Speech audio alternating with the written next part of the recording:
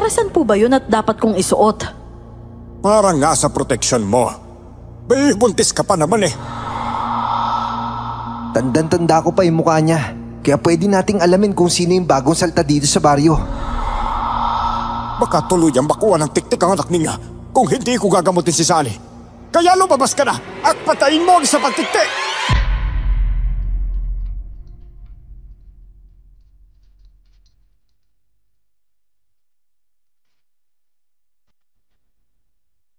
Kung may makakasalubong kang isang estranghero na magbibigay sa'yo ng isang medalyon at magbibigay ng isang babala sa'yo, maniniwala ka ba? O babaliwalain mo lamang ito? Magandang araw po, Miss Claire. Bago pa lang akong tagapakinig sa channel ninyo. Ang nag-engganyo sa akin ay ang anak kong babae. Avid listener daw po siya ng channel nyo. At nang marinig namin ang kanyang pinapakinggan, hindi ko naiwasang ikwento rin sa kanya ang aming karanasan noon. Sa kwentong ito, ikukwento ko kung paanong natuto kami ng asawa ko na mas magtiwala pa sa isa't isa. Ako po si Kulas, at ito ang aking kwento. Bago ko po simula ng istorya, huwag kalimutang mag-subscribe bilang suporta sa ating channel. Tatay, talaga po bang uuwi na tayo ng probinsya? Paano na po ang pag-aaral ko? Anak, huwag kang mag-alala. Lilipat kita sa eskwelahan doon sa probinsya natin. Makakapag-aral ka pa rin naman doon eh. Kaya huwag ka na malungkot dyan oh. Pero tay, iba na ang magiging kaklase ko doon, di ba? Paano po yung mga naging kaibigan ko na? Pwede ka pa rin naman makahanap na kaibigan sa lilipatan natin ah. Magkakaroon ka din ng mga kaklase doon. Tatay, paano yung crush ko? Iiwanan ko na siya? Ganun lang po ba yun? Ikaw talagang bata ka, oo. Talagang iniisip mo pati yung crush mo? Bakit? Asawa mo na ba siya para magkaganyan ka? Gusto ko po siyang maging asawa. Nangako po kami sa isa't isa na kapag nakapagtapos na kami ng pag-aaral at nakapagtrabaho, magpapakasal na po kami. Ay, nako Natasha. Bata ka pa para sabihin siya yung pakakasalan mo balang araw, no? Ako rin naman nangako ko sa kababata kong babae na magpapakasal ako sa kanya. Pero hindi naman ako kinasal sa kanya. Sa nanay mo ako kinasal. Yun dahil marami ka pang makikilalang lalaki. Mga kaibigan, ibang kaklase tsaka mga kakilala. Kung para talaga kayo sa isa't isa, magkikita ulit kayo balang araw. Sige na nga po, tay. Kumbinsido na po ako. Pero, bakit nga po ba kasi tayo uwi ng probinsya? Pasensya ka na anak ha. Kasi nagsara yung kumpanyang pinagtatrabahuhan ko eh. Hindi na malaki yung naipon ko at magkakaroon ka pa ng kapatid. Kaya kailangan natin magbawas ng panggastos. At uuwi tayo ng probinsya para magsimula ulit at magbukas ng tindahan. Ganun po ba? Kaya lang, di po ba sa mga probinsya may mga aswang po doon? Oh, ba't mo naman naisip na may mga aswang doon? Sabi lang po ng mga kaklase ko. Ang sabi ng kaklase ko na nanggaling sa probinsya, may aswang daw doon sa probinsyang pinanggalingan nila. Nakita nga raw po niya Wag kang mag-alala. Kung may aswang man sa probinsya natin, nandito naman ako para labanan siya eh. Mas malakas ako kaysa sa aswang, no? Talaga po? Di ba po, mas malakas ang mga aswang? May kakayaan sila mag-anyong hayop o kaya naman ay lumipad. Sus, bawang lang yung katapat ng mga aswang anak. Pakakainin ko siya ng bawang at sigurado patay yun.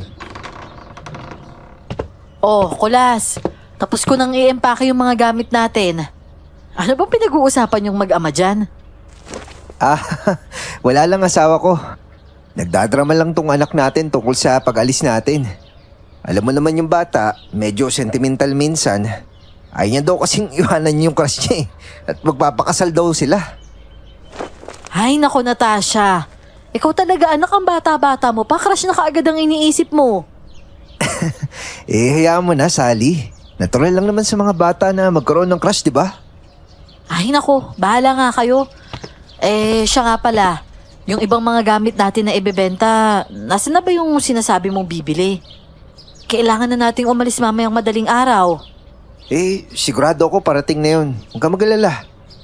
Pero kung hindi naman mabenta kaagad, sa susunod na araw na lang tayo umalis. At bababaan natin yung presyo para may bumili. Bababaan? Halos bago pa yung ilan sa mga yun eh. Hindi ko kayang ibaba ng husto yung presyo nun. Mabigat na nga sa kalooban ko na ibibenta yung mga naipundar natin eh.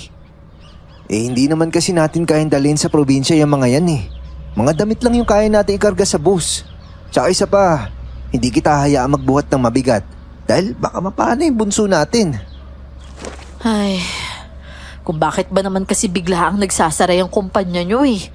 Hindi man lang kayo binigyan ni Singkong Duling para sa danyos na ginawa nilang pagtanggal sa inyong lahat. Dapat sa kanila mademanda eh. Ginawa na namin ng paraan yan, asawa ko. Tsaka huwag ka maglala dahil sigurado namang mananalo kami dun eh. At kapag nanalo kami, babayaran kami. Tatawagan daw ako ni paring Orly kapag may balita na. Kaso, mahabang proseso pa yan eh. Alam mo naman. Basta ang importante, kahit papano, may naipon tayo. Mas kawawa sila paring Orly. Dahil 5 yung anak niya. Yung panganay niya nasa college na. Wala silang naipon kahit 5 duling. Sa bagay, tama ka dyan. Mabuti na lang din talaga ako yung napangasawa mo, no? Dahil ubod ako ng kuripot eh. Tama ka dyan. Sa sobrang kuripot mo nga, nakapag-ipon tayo kahit ang mamahal ng mga bilihin, no? Kaya nga mahal na mahal kita eh. Nay! Tay! Tama na nga po at nangangati na ako sa mga pinagsasabi niyo po. Ano? Paano ka naman nangangati? Nilalanggam na po ako. Ay nako, ikaw talagang bata ka.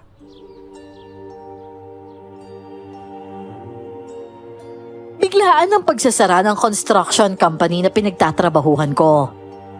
Matapos magnakaw ng malaking pera ang isa sa may pinakamataas na posisyon sa kumpanya.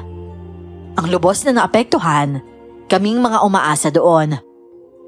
Higit 10 taon na akong nagtatrabaho sa kanila. At ngayong nawala na sila, nangapa ako bigla. Hindi ko alam kung saan ako magsisimula. Mabuti na lang talaga, magaling humawak ng pera ang asawa ko. Dahil nagawa niyang makapag-ipon kahit papano. Naibenta namin ang lahat ng mga gamit na napundar namin mula sa aking trabaho. Nakakapalumo, pero ang inisip ko na lang, kung wala kaming napundar, wala kaming maibibenta. Nang mabenta na namin ang lahat, umalis na kaagad kami para umuwi ng probinsya.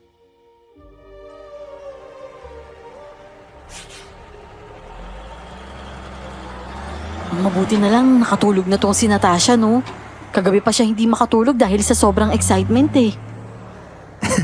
Pagkatapos niya akong dramahan na maiiwan niya yung crush niya dito, excited din naman pala siya eh. Na-excite kasi siya nung sinabi mong makakakilala siya ng mga bagong kaibigan doon. Totoo naman talaga yun eh. Mas marami pa siya makikilala doon. At saka para sa akin, higit na mas masaya mamuhay sa probinsya kaysa sa Maynila na walang halos matakbuhan dahil sa mga sasakyan, di ba? Samantalang sa probinsya, maraming bukid tsaka puno na pwedeng akyatan. Sa bagay, tama ka asawa ko. Hindi naman sa hindi maganda dito sa Maynila. Pero higit kasi na masariwa din ang hangin doon kaysa dito. Sa tingin ko nga, mas lalaking maayos yung mga anak natin kung sa probinsya tayo eh. Kulas, pakihawakan naman ng maigi yung mga gamit natin. Ang daming sumasakay eh. Oo naman, Sally. Huwag kang mag-alala. Hawakan ko ito maigi. Tsaka mukhang mapupuno ata yung bus ah. Ang daming sumasakay, parang hindi natatapos oh. Natural lang yan ang ganitong oras. Marami kasi pumapasok sa trabaho ngayon eh. Sa bagay, tama ka. Diyos ko! Lo, ayos lang po ba kayo? Aray ko! Tulungan ko na po kayong tumayo. Hali kayo. Ayos lang ako. Nagkamali lang ako ng tapak sa sahig eh. Sige ho. Basta ho sa susunod, mag-ingat po kayo ha. Maraming salamat Iho ha. Kayo rin ang asawa mo, lalo na at buntis siya. Opo. Salamat din po.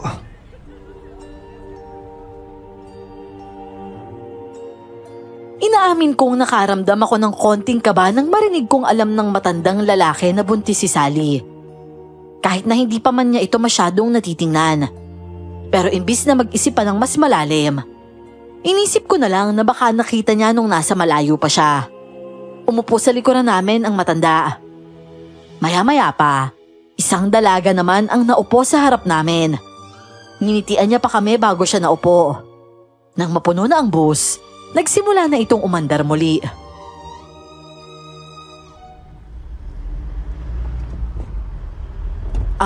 Kulas, ayos ka lang ba? Ayos naman ako. Medyo nahihilo lang ako kasi matagal nang huling sumakay tayo sa bus, di ba? Ikaw ba, hindi ka nahihilo? Medyo naduduwal nga ako eh. Naku, mahaba-haba pa yung biyahe natin.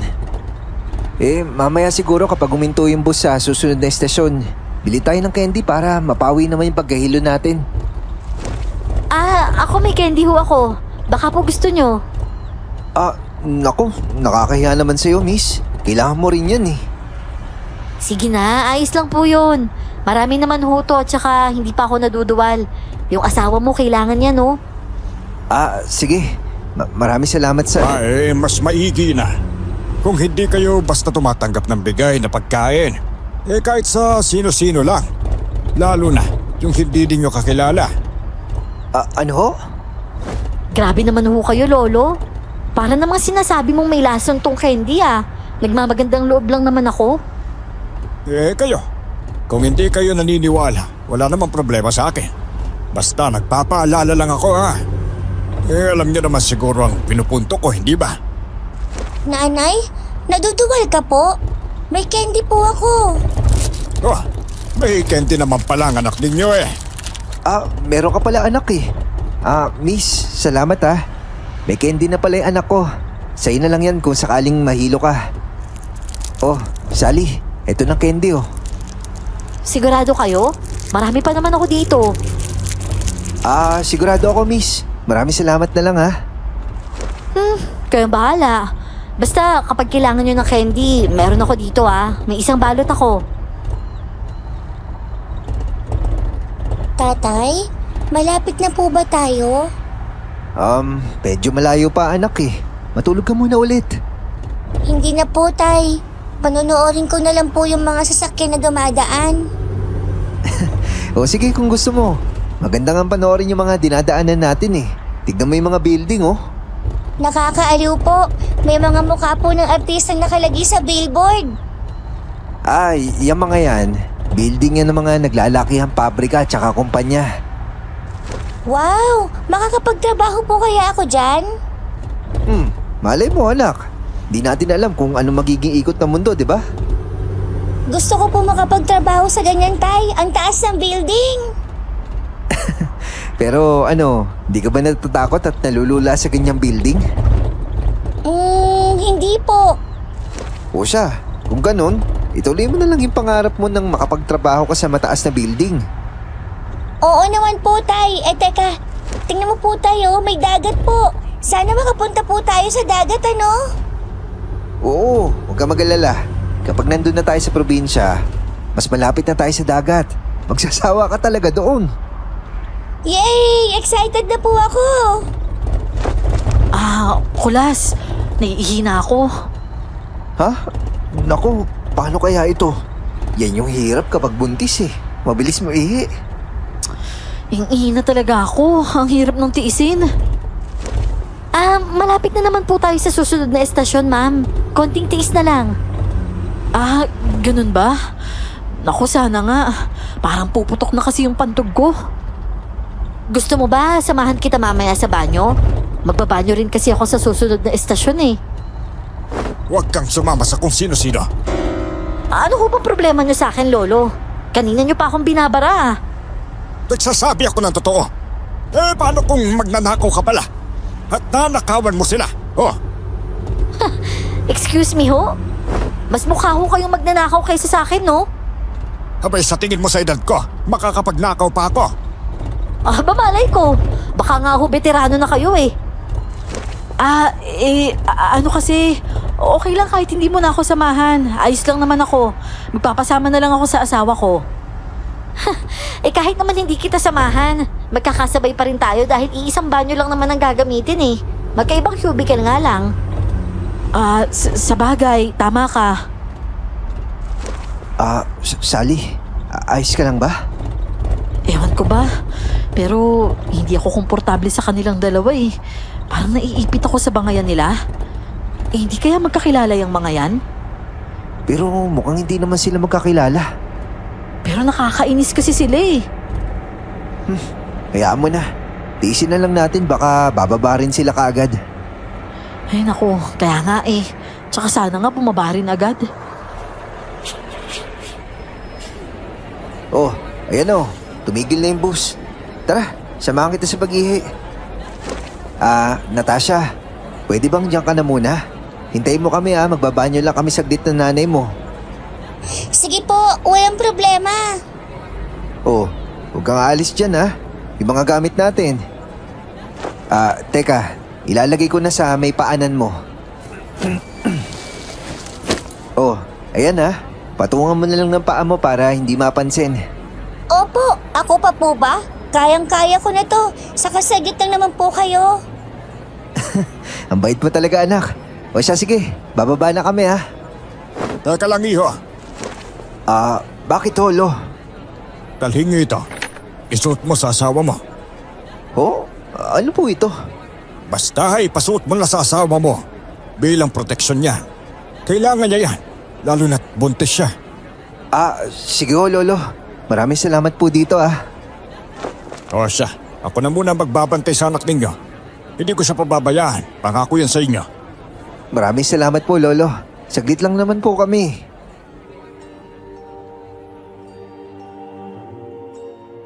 Hindi ko alam pero nagtiwala ako sa kanya kahit pa nung una ay kaduda-duda siya. Hinayaan ko siyang bantayan si Natasha at saka kami bumaba ng bus.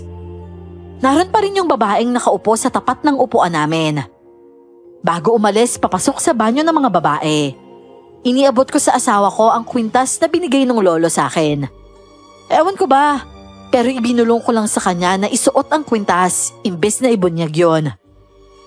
May kung anong nagsasabi sa akin na mapuprotektahan ng kwintas ang asawa ko bukod sa sinabi ng matanda. Naghintay ako sa labas ng banyo. Matagal-tagal din bago siya lumabas. Hindi ko alam kung ano ang dahilan kung bakit siya napapatagal. Kaya naman hindi na ako nakatiis. Nang marinig kong aalis na ang bus, agad na akong kumatok. Sally, matagal ka pa ba dyan? Paalis na yung bus Saglit na lang to, Kulas. Nagpatulong pa kasi tong si Victoria bilisan nyo at paalis na. Baka maiwanan tayo. Nandun pa naman si Natasha. Oo, eto na. Lalabas na kami. Oh, bakit ka ba nagmamadali, Kulas?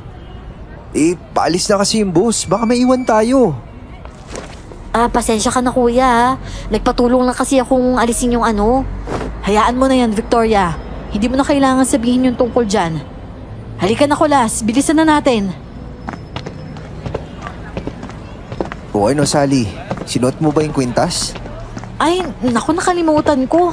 Nasa bulsa ko pa. Sally naman, dapat sinuot mo na.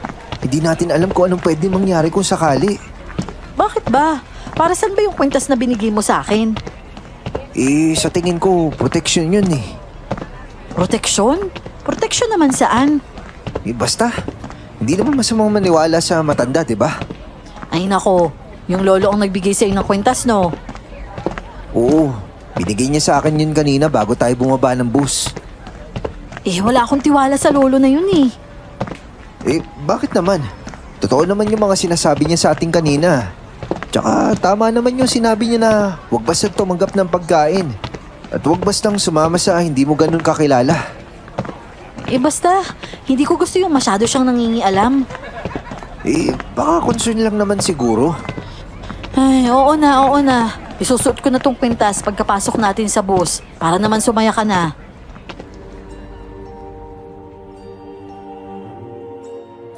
Hindi ko nagustuhan ang biglang pagbabago ng mood ni Sally. Alam ko naman na ganun talaga kapag buntis. Pero ang paraan kung paano siya magsalita ngayon, iba. Matalas at parang nanghahamon ng away. Kaya naman hindi ko na siya pinatulan pa. Umakyat na nga kami sa bus. Saktong nakarating kami ay sinara na ang pinto at nag-umpisa na muli ang biyahe. Nang makarating na kami, kausap ni Natasha yung matandang lalaki at mukhang magkasundo sila.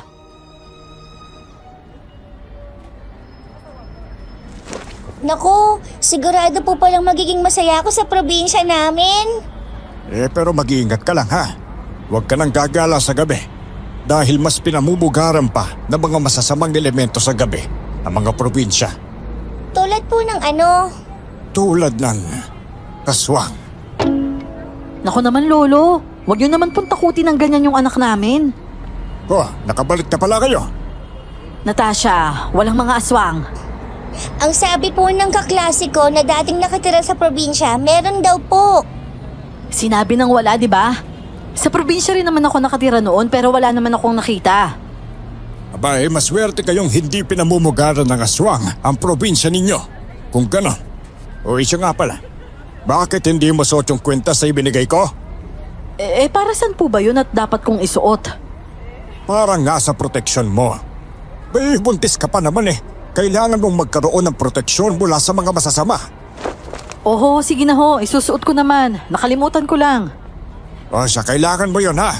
Huwag mong baliwalain yung paalala ko. Lo, wag po kayong maglala. Ipapasuot ko po yun sa asawa ko. Tsaka isa pa, kahit wala po yung kwintas, poprotektahan ko po yung asawa ko. Alam ko naman yun. Pero mas mabuti ng mas maging maingat. Dapat na may karagdagang proteksyon. Tandaan nyo yan. Aray ko. Oh, Sally, ayos ka lang ba? Ayos lang naman ako. Medyo sumakit lang yung tiyan ko. Ha? Banda saan yung masakit? Wala naman. Baka dahil lang to sa natagdag ako sa biyahe. Naku, malayo-layo pa yung biyahe. Humiga ka na lang kaagad at itaas yung mga paa mo pagdating natin sa bahay ni Tia para mabawasan naman yung pagkatagtag mo. Kaya nga kulas eh. Nangangawit lang siguro yung tiyan ko dahil ilang oras na rin naman tayong nakaupo. O siya, pagkababa natin, sumakay na lang tayo para mas mabilis tayo makarating kila Tia.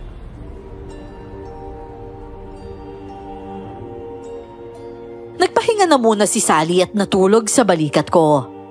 Para kahit papano, mabawasan ang nararamdaman niyang sakit.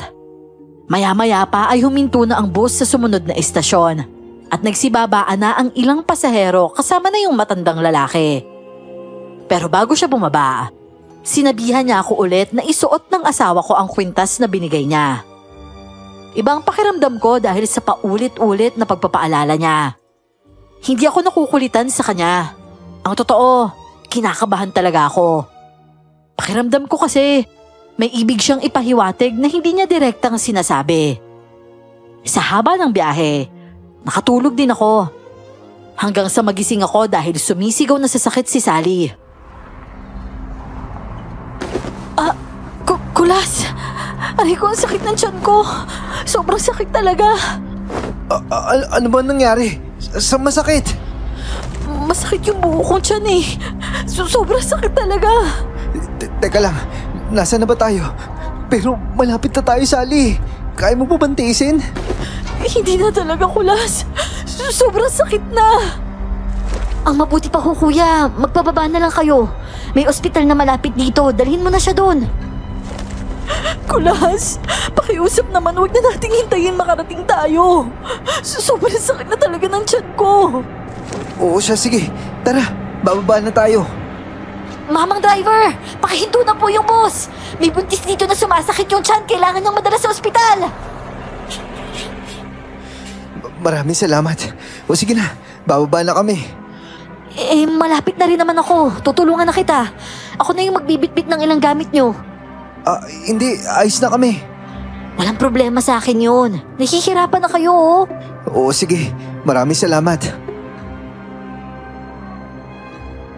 Ayoko talagang tulungan niya kami. Iba ang kutob ko sa kanya pero dahil mapilit siya at talagang sinundan niya kami, wala na akong nagawa kundi ang pasamahin siya. Nagmamadali kaming bumaba ng bus. Mabuti na lang, Natanaw kaagad namin yung ospital. Pero medyo malayo pa yon mula sa kinatatayuan namin. Kailangan pa talagang sumakay ng tricycle. Sally, ano ba? Sinuot mo ba yung kwintas? Ano ka ba naman, Kulas? Masakit na nga yung tiyan ko pero yan pa rin yung iniisip mo.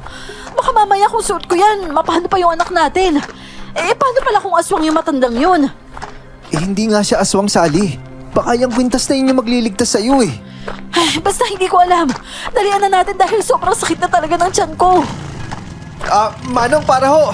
Pasakay po kami papuntang ospital. Miss, paano yan? Dito na lang siguro kami. Masyado na nakakahiya sa'yo kung sasama ka pa hanggang ospital. Sasakay na kami ng tricycle. Naku, walang problema yon. O sige na, sasakay na ako ng tricycle mula rito papunta sa baryo namin. O sige, maraming salamat talaga. Mag-ingat kayo Yung asawa mo, ingatan mo. Kulas, sobrang sakit na talaga ng tiyan ko. Baka yung matandang yung kanina, inaaswang na pala ako. Itapon mo na yung kwintas na binigay niya. Ano? Pero... Basta, eto, itatapon ko na to. Teka, wag! Akin na! Ako nang hawak niyan. Itatapon ko na lang mamaya. Basta siguraduhin mong itatapon mo yan, ha? Hindi ako papayag na hindi mo yan itatapon. Dahil kakaiba talaga yung kaba ko sa matandang yun eh. O siya, sige na. Ako nang bahala dyan. Hindi ko itinapon ang kwintas gaya ng gusto ni Sally. Malakas ang paniniwala ko na hindi lang basta kwintas ang ibinigay sa amin ng lolo na yon. Naniniwala rin ako na baka may dahilan kung bakit sumasakit ang tiyan ni Sally. Hindi lang dahil natagdag siya. Pagdating namin sa ospital, kagad siyang inasikaso ng mga doktor. Lalo na nang sabihin kung 5 buwang buntis pa lamang siya. Nagsagawa ng mga test ang doktor. At kahit na alam kong mapapagastos kami roon, ayos lang. Para sa akin, mas importante ang asawa at anak ko kaysa sa perang magagastos.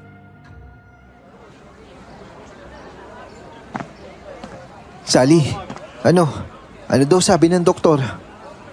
Ayos naman daw lahat. Binigyan lang ako ng gamot na pampakapit at saka pampatigil ng paghilab. Baka dahil lang daw sa pagod, lalo na't mahaba daw yung naging biyahe natin. Ay, salamat sa Diyos. Akala ko kung anong nangyari sa bunso natin eh. Nanghihinayang tuloy ako sa mga nagastos natin sa laboratory. Ano ka ba? Ayos lang yun, no? Yung pera, mahahanap natin yun. Pero yung kaligtasan ng anak natin, mas mahalaga yun. Isa lang ang buhay, kaya dapat pahalagahan natin yun. Maraming salamat, Kulas, ha? Lahat naman gagawin ko para sa inyo ng mga anak natin eh. Kaya halika na, umuwi na tayo sa bahay nila Tia Barbara. Sasakay na lang tayo ng jeep para makarating doon. Sana lang, hindi tayo gabihin. Nanay, tatay, tingnan niyo po Hindi ba siya si Lolo Balong? Sinong Lolo Balong? Yung lolo po na nakasabay natin kanina sa bus. Ha? Saan?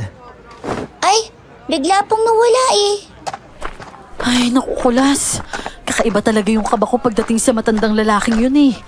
Naitapon mo na ba yung kwintas na binigay niya? Sigurado ako siya yung dahilan kung bakit sumakit yung tiyan ko. Bakit naman po, Nay? Ano pong ginawa ni Lolo Balong para sumakit ang tiyan mo? Basta anak, iba talaga yung kutob ko sa kanya. Ay, Nanay, Tatay, meron po palang sinabi sa akin si Lolo Balong kanina nung bumaba po kayo para magbanyo. Kung ano man ang sinabi niya, huwag mong paniniwalaan yun, ha? Hindi, Sally. Sa tingin ko, dapat malaman natin kahit papaano, no? Natasha anak, ano sinabi niya sa'yo? Ang sabi po niya, bantayan ko si Nanay dahil may nakasunod sa kanyang aswang. Baka siya kamo yung aswang. Sally, teka lang. Tignan mo nga yung disenyo nitong kwintas. Ha? Di ba sabi ko sa'yo, itapon mo na yan? Hindi ko maitapon eh. Dahil kakaiba yung pakiramdam ko dito. Ang disenyo na pendant nitong kwintas, tila medalyon na may nakaukit na santo. Sa tingin mo ba, may nakaguhit na santo dito kung aswang nga siya? Sigurado, masusunog siya kung hawakan niya to.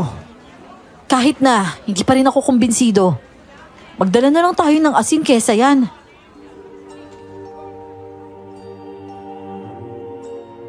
Kahit anong pilit ko kay Sally ay ayaw niya talaga akong paniwalaan. Pero kahit na ganon, alam ko naman na nag-iingat lang siya sa ipinagbubuntis niyang anak namin. Alam kong natatakot lang siya na baka mapahamak ang bata kung sakaling isuot niya ang kwintas. Gayong hindi naman kami sigurado kung ano ba talaga ang kwintas na yon. Imbis na sumakay kaagad ng jeep papunta sa baryong titirhan namin, naghanap na muna kami ng pwedeng mapagpahingahan kahit na saglit lang. Isang plaza ang pinuntahan namin. Sally, komportable ka ba sa inuupuan mo? Ayos naman kahit papano. Nabawasan na rin yung sakit ng tiyan ko dahil dun sa ininom kong pampatigil ng hilab. Mabuti naman kung ganon. Magpahinga muna tayo dito ng ilang minuto para mabawasan yung sakit ng tiyan mo. Natagtag ka masyado eh. Tay, ibili niyo naman po kami ni nanay ng sorbetes. Gusto mo ba? O siya, sige, ibibili ko kayo. Bantayan mo muna yung nanay mo ah. Sige po tay, ako nang bahala kay nanay.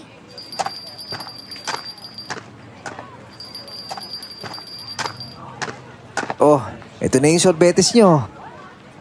Salamat po tay. Ano Kulas? Naitapon mo na ba yung kwintas? Sally, bakit ba panay ang pangungulit mo sa akin na kung naitapon ko na yun? Kasi nga baka bumalik na naman yung sakit ng tiyan ko. Sigurado kasi talaga akong yung matandang lalaki ang nag-aaswang sa akin. Pues, magkaiba tayo ng pakiramdam, Sally. Pakiramdam ko makakatulong sa akin yung kwintas. Teka, kanino ka ba dapat magtiwala? Sa akin o sa matandang yon? Alam mo, Sally, nakakatakot ka. Alam ko naman yun eh.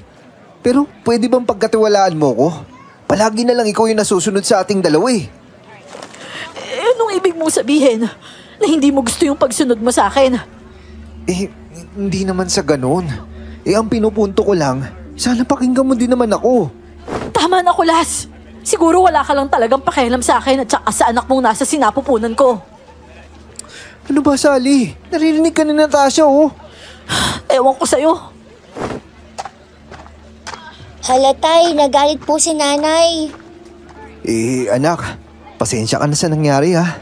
Nakakahiya na narinig mo pa yung pagtatalo namin ng nanay mo. Ayos lang po tay. Ang sabi niyo po sa akin, natural lang ang magkaroon ng pagtatalo ang mag-asawa. Ang mabuti pa po, sundan na natin si nanay. Tama ka. Tara, bago pa makalayo yung nanay mo.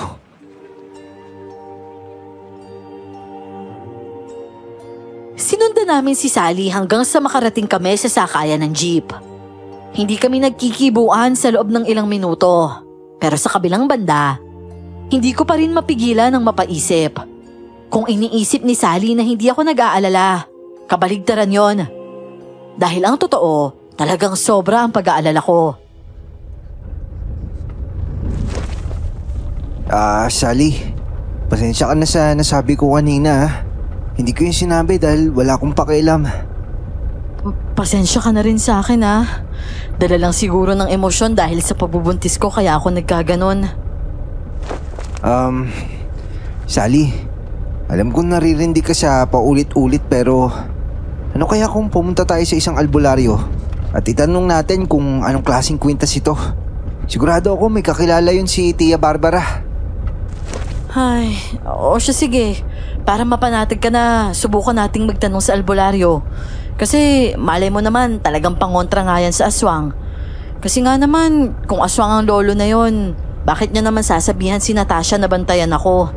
Dahil may sumusunod sa akin na aswang, di ba? Ay, salamat. Sa wakas at naiintindihan mo rin ako. Kasi magaan talaga yung loob ko sa matandang yun eh. Pero hindi mo pa rin ako mapipilit na isuot yan hanggang hindi pa natin na ipapakonsulta sa albularyo. O siya sige, ayos lang. Basta gusto ko pa rin malaman. Basta ang intindihin na lang natin yung pagdating sa baryo. Malapit na tayo oh.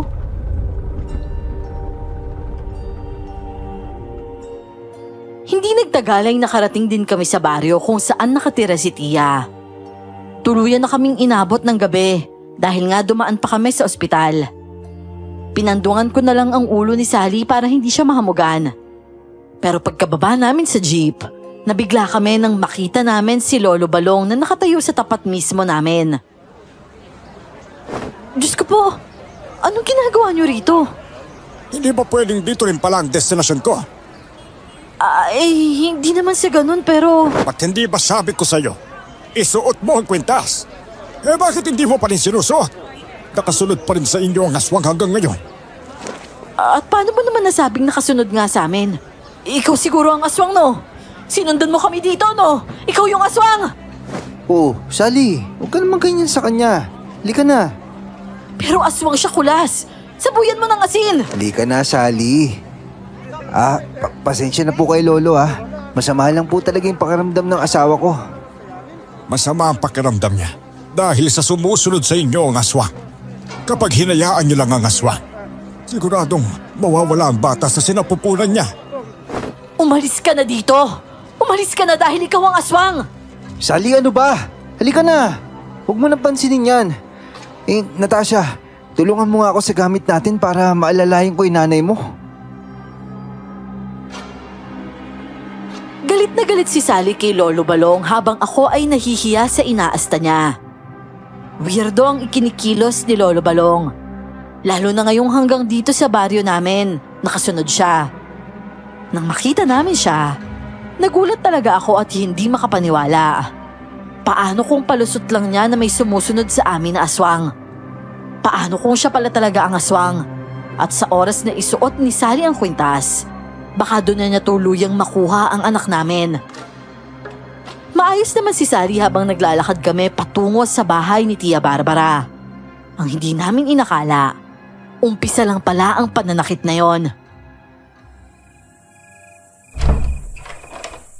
Ay, salamat at nakarating din kayo. Nag-alala na ako dahil inabot na kayo ng gabi.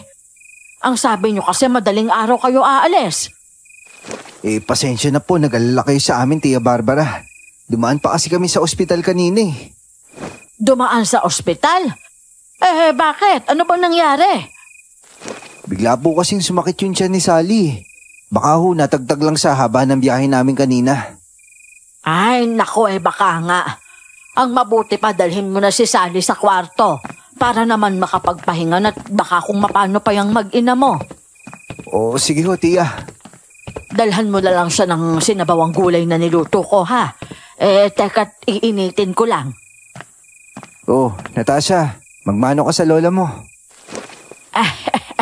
Pagpalain ka, Natasha. Aba, baby ka pa nung huli kitang nakita. Tara't sumama ka na muna sa akin. Pakakainin na kita. Salamat po, Tia. Dadalhin ko muna sa kwarto si Sally, Oh, sige. At mamaya na tayo magkwentuhan. Ay, Kulas. Medyo sumasakit na naman ang tiyan ko Kaya nga kailangan mo na talaga magpahinga. Halika na. Pero ibang pakiramdam ko. Kakaibang likot ng bata sa tiyan ko. Hindi naman dapat siya ganito kalikot para sa 5 buwan. Ano? Pawak nga ako? Oo nga no. Sobrang likot nga niya. Kaya nga nag-aalala ako, Kulas. Huwag ka masyado mag-alala. Baka naman malikot siya dahil healthy siya. Sana nga ganun lang. O sige na, pumasok ka na sa loob. Gusto mo bang alalayan kita? Hindi na kailangan. Asikasuhin mo na lang yung mga gamit natin, pati na rin si Natasha. Gusto ko na munang matulog tsaka itaas yung paa ko para maginhawaan naman. Hindi ka pa ba nagugutom? Hindi naman. Kumain naman tayo ng tinapay sa biyahe, di ba? Oo siya, sige na. Kaya ko na to. O sige, kung mas sumama pa yung pakiramdam mo, tawagan mo lang ako para madala kita sa ospital Oo naman. At saka may mga gamot naman na tayong binili. Ayos naman na siguro yung mga to. O siya, sige. May iwan na kita dito Pero sigurado ka bang ayos ka lang? Oo, sigurado.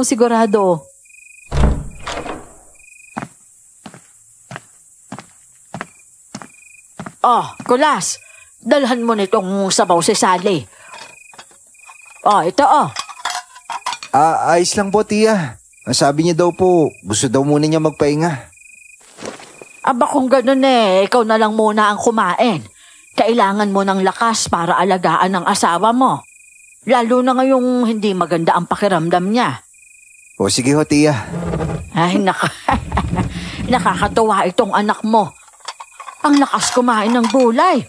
Yung anak ng pinsan mo, nako, ayaw na ayaw kumain ng gulay. Bata pa naman po yung anak niya. Si Natasha nga po, hindi din po mahilig kumain ng gulay nung edad 2 hanggang 6 na taon. Pero nung nagkaisip na, ayan ho, kumakain na ng gulay. Sana nga'y ganun, Kulas. May iba kasing kilalalakihan talaga. Basta't patuloy lang maghain ng gulay sa lamesa, siguradong matututunan niya rin yan. At kapag palagi niya nakikita na kumakain kayo ng gulay, maengganyo rin yun. Sa bagay, tama ka. Sasabihin ko nga yan sa pinsan mo. Sa nga pala, ano bang sinabi ng doktor? Bakit daw sumasakit ang tiyan ni Sally? Ang sabi, pagod lang talaga kaya binigyan siya ng gamot na pampakapit at saka pampahinto ng paghilab. Ganon ba? Sana nga ganon lang. Paano kung inaaswang pala siya? Ha? Bakit niyo naman ho naisip yan, tiya? May pagkakataon kasi na sumasakit ang tiyan kapag inaaswang. Pero wala naman sigurong aswang sa boss. Pero, alam mo tiya, may kukwento nga ho ako sa inyo eh. Ano yon? Tungkol ba saan yan? Ikinuwento ko kay Tia Barbara ang lahat ng mga nangyari sa amin ni Sally habang nasa biyahe kami. Hindi ako nagpalagpas ng kahit katiting na detalye. Panay lang ang tango niya at pagsang-ayon sa mga sinasabi ko. Hanggang sa pati ang kwintas na binigay sa akin ng matandang lalaki, sinabi ko na rin. Pwede ko bang makita ang kwintas na sinasabi mo? Teka ho, nasa bulsa ko eh. Oh, ito po tiya. Medalyon ito ah. May nakaukit na imahe ni Santo Benito. Si Santo Benito ho pala yan, tiya? Oo. Pangontra ito sa aswang. Bakit hindi mo isinuot kay Sally? Ilang beses ko na pong pinilit si Sally na isuot yun eh. Pero nag-aalala kasi baka aswang yung lolo na yun. At baka kapag nasuot niya ito, magkaroon pa lalo ng pagkakataon na makuha yung anak namin. Hindi. Pangontra talaga ito sa aswang. May ganito rin ako dati noong pinagbubuntis ko ang pinsan mo. Binigay ko na sa pinsan mo nung magbuntis naman ang asawa niya. Ganun no ba? Di ibig sabihin yan. Kulas, ang sakit ng tiyan ko. Sobrang sakit na talaga. Naku, si Sally. Bilisan mo na, Kulas. Puntahan mo na ang asawa mo. Opo, tiya. Sally, ano nangyari sa'yo? Kulas, sobrang sakit na ng tiyan ko. Naku po, Sally. Mukhang hindi na maganda ang nangyayari. Dapat kasi nakinig kayo sa lolo na nakasabay ninyo kanina. Tia Barbara, siya ang aswang. Alam ko siya talaga yon. Kulas, nagdideliryo na ata ang asawa mo. Teka, dalhin na natin siya sa malapit na albularyo. Ihahatid ko lang si Natasha sa pinsan mo at doon na muna siya. Kailangan natin kontrahin yan. Dahil kung hindi baka mapahamak ang bata. Oo, sige ho, tiya. Sige ho. Bubuhatin ko na po si Sally palabas. Sige. Ang mabuti pa'y isuot mo na kay Sally ang medalyon. Ayoko! Hindi! Kapag sinuot ko yan, mamamatay kami ng anak namin! Nako, mukhang nakausap ng asawa mo ang aswang at hinipnotis mo siya, Kulas. Nahipnotis mo ho? Totoo po ba talaga yun? Totoo yon. At posible yon lalo na't ganyan na ang sinasabi niya. Hindi ko lubos na maintindihan ang mga sinasabi ni Tia Barbara. Ang iniintindi ko lang ng mga oras na yon, ang sakit ng tiyan ni Sally. Kitang-kita kong sobrang nasasaktan siya. Mas masakit pa sa unang sakit ng tiyan na naramdaman niya kanina nung dinala ko siya sa ospital. Gusto ni Sally na sa ospital ko siya dalhin. Pero ang sabi ni Tia Barbara, gabi na at malayo pa ang babiyahihin papunta sa ospital. Kaya minabuti naming pumunta na muna sa albularyo. Pagkarating naman namin sa albularyo, kapareho ng sinabi ni Tia Barbara. Nahipnotismo raw ng aswang ang asawa ko. Pinaghihinalaan na ng asawa ko kung sino ang aswang. Pero magaling manghipnotismo ang aswang na yon. At imbis na siya ang paghinalaan, naibaling kay Lolo Balong na isa talagang albularyo. At ang medalyon na ibinigay niya sa amin, proteksyon pala kay Sally, dahil alam niyang may aswang na sumusunod sa amin. Pakiramdam ko kasalanan ko talaga to, Kulas. Kung nakinig lang sana ako sa'yo, di sana hindi nalagay sa kapahamakan yung anak natin. Ano ka ba, Sally? Hindi mo kasalanan yun. Narinig mo naman yung sinabi na albularyo kanina, di ba? Nahipnotismo ka daw. Kaya paniniwalaan mo talaga na aswang yung matandang nagmamalasakit lang sa atin. Kahit na, kasalanan ko pa rin. Dapat hindi ko hinayaang mahipnotismo ako. Huwag mo na sisihin yung sarili mo. Magiging ligtas naman kayo na anak natin dahil tinulungan na tayo na albularyo, di ba? Basta, isuot mo na lang yung medalyon na bigay ng lolo. Kung susundin natin ang lahat ng sinasabi niya sa atin, sigurado hindi ka na malalapitan pa ng aswang. Talagang hindi na siya makakalapit sa akin. Lalo na ngayong alam ko na kung sino siya. Siya ba yung babaeng nakasabay natin sa bus kanina? Yung kasama mo sa banyo? Oo. Sinasabi ko na nga ba eh. Hindi talaga katiwa-tiwala yung babaeng yun una pa lang eh. Ganon din naman ang naramdaman ko sa kanya nung una eh. Pero nung nasa banyo na kami, talagang biglang nagkaroon ako ng tiwala sa kanya. Naalala ko nga, sinabi niya sa akin na wala siyang tiwala sa lolong kausap ni Natasha. Na baka aswang daw yun. Ay, nako. Talagang nililang ka pa talaga niya. Ay, kung sinuot ko lang kagad yung medalyon, siguradong hindi ako naaswang ng babaeng yun. O siya, sige na. Hindi na tayo dapat pagsisiyan pa. Alam ko naman na hindi mo ginusto yung nangyari. Nag-iingat ka lang din. Pero hindi ko lang talagang maiwasang sisihin ang sarili ko eh. Kaya nga dapat na maging maingat ka na simula ngayon. Sundin mo ang lahat ng mga pamahiin. Kahit pa iniisip mong baka hindi naman totoo. Dahil kung minsan, totoo pala ang mga pamahiin yon.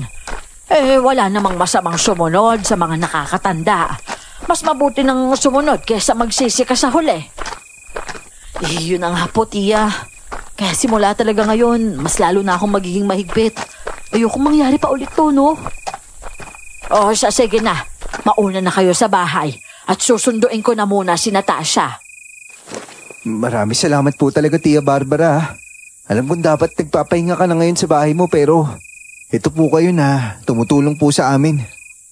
Ay, naku, walang problema, Kulas. Sino-sino pa ba ang dapat magtulungan? Hindi ba't tayong magkakamag-anak lang naman?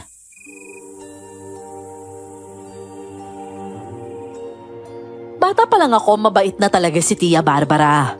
Mahilig siyang tumulong sa mga kamag-anak. Kahit na hindi naman siya dapat tumulong, sinusubukan pa rin niyang tumulong sa abot ng kanyang makakaya. Nang makarating na kami sa bahay ni Tia, pinauna ko nang magpahinga si Sally. Hinintay ko na muna sina Tia Barbara at si Natasha dahil nag-aalala ko sa kanila. Mabuti na lang, hindi nagtagal ay dumating na rin sila.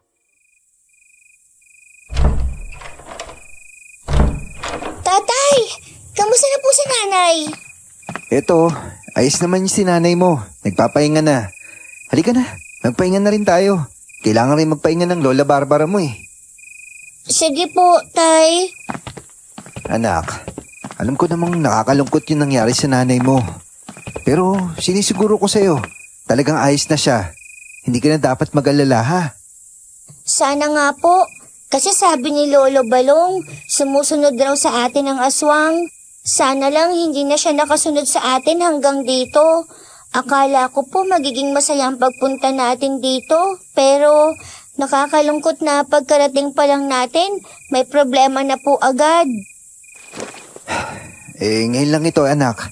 Huwag kang mag-alala. Magiging maayos din ang lahat. Siya nga pala, Kulas. Hindi ba mas maiging dito na lang muna kayo sa loob ng bahay ko? Kasi hindi ako mapapakali kung doon kayo titira sa kabilang bahay. Tapos may ganyan pang nangyayari. Mas maigi sana kung may magbabantay sa anak mo at sa asawa mo. Naku, Tia, nakakahiya naman ho. Nako, ayos lang yon. Dito na muna kayo. Kahit mga 1 linggo lang, habang inaayos mo pa ang magiging bahay ninyo. Dapat may mga bawang at asin ang bahay nyo roon, ha? At saka walis na nakabaliktad. Hayaan mo. Tutulungan naman kitang mag-ayos doon. Nako, tiya. Sobrang laki na po ng tulong nyo. Sige ho, kung yan po yung tingin nyo makakabuti para sa amin, susundin po namin. Tsaka mabuti pa po, magpahinga na po tayong lahat. Lumalalim na yung gabi. Basta't bantay-bantayan mo ang asawa mo at baka magutom. Hindi pa rin siya kumakain mula kanina. Opo, tiya. Ako na bahala sa kanya.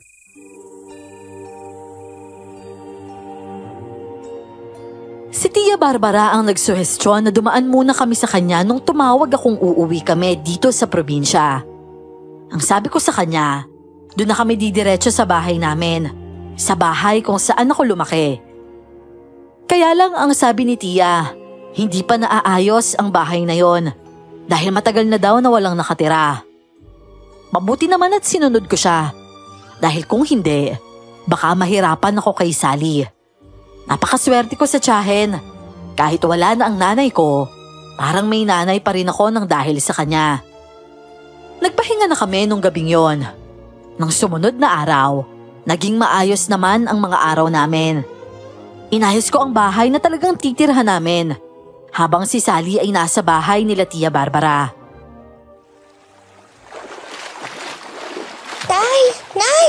Ang sarap po maligo dito sa ilog! Maraming salamat po at pinagbigyan niyo ako maligo rito.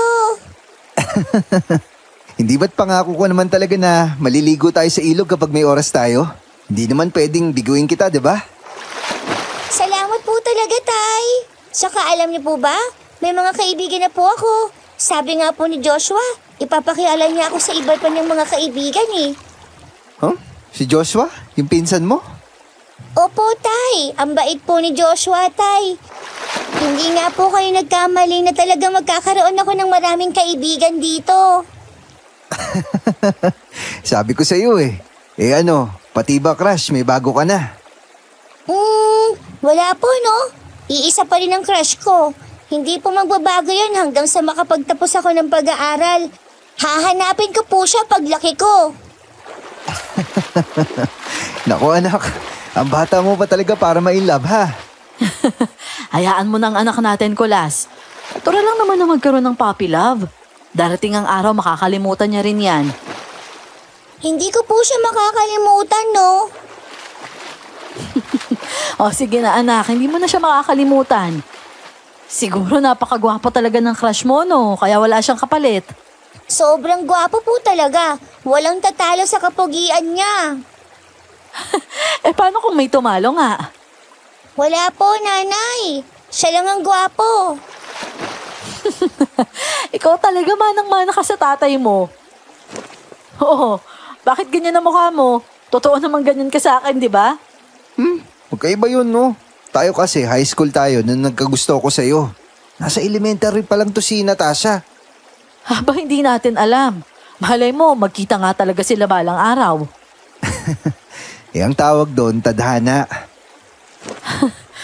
Ay, sa tingin mo, Kulas, magiging maayos talaga yung buhay natin dito? Magiging sulit kaya yung pagsasakripisyo natin ng buhay natin sa Maynila? Sally, dito tayo lumaki kaya alam ko na magiging maayos yung buhay natin. Hindi kasing sosyal lang nasa Maynila tayo. Na nakakakain tayo sa fast food o kaya nakakagala sa mall. Pero tignan mo, masaya din naman dito, di ba? Nakakaligo tayo sa ilog pati sa dagat. Masaya rin na umakyat ng bundok at magpiknik sa bukid.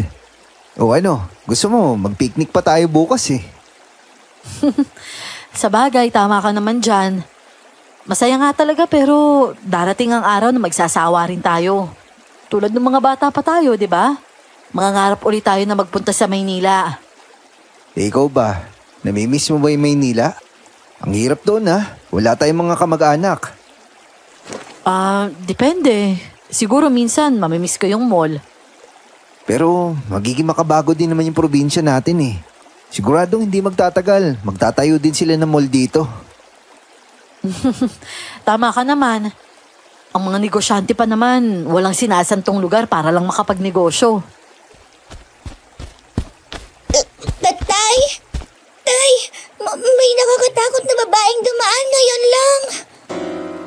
Ha?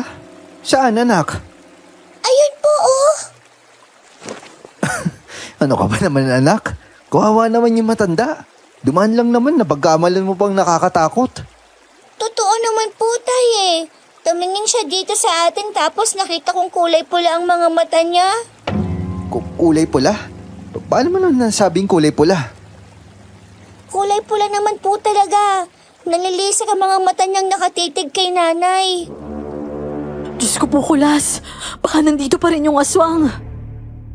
Pero sumunod naman tayo sa dapat gawin para mataboy yung aswang ha. Hindi naman siguro tayo malalapitan kung may dala ka palaging pangontra na aswang. Sana nga, Kulas. Kulas! Kulas! Sali! Oh, Tia Barbara, ba't tumatakbo kayo? Mabuti kinahin niyo pa hong tumakbo. Hindi ka na dapat tumatakbo dahil may edad ka na. Hindi. Ano kasi? Oh, kumalma ho muna kayo. Ito pong tubig oh.